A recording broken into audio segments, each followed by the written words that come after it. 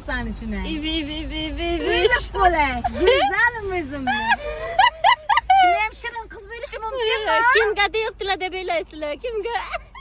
Dakika ne için o? Aman toku soğuduk fikirsin. Şuna hem asalca kız büyüladı mı? Hep koy kim büyüladı şuna şirinli güden. Bir yem çıkmadı mı video olaman desem. Şuna. Ana 1, 2, 3. Çık koy. Davay. Ha? Kırga. Köşeden kilo mana bu işan iki. Bu zaman gün bir şiga. Ana bu. Ana. Woo! Bir tane tohur kuylasın. Muhabbatik. Güzelim. Asalcığım. Sevaman sana. Şunu hemşirin kızça böyle sanma. Молодец.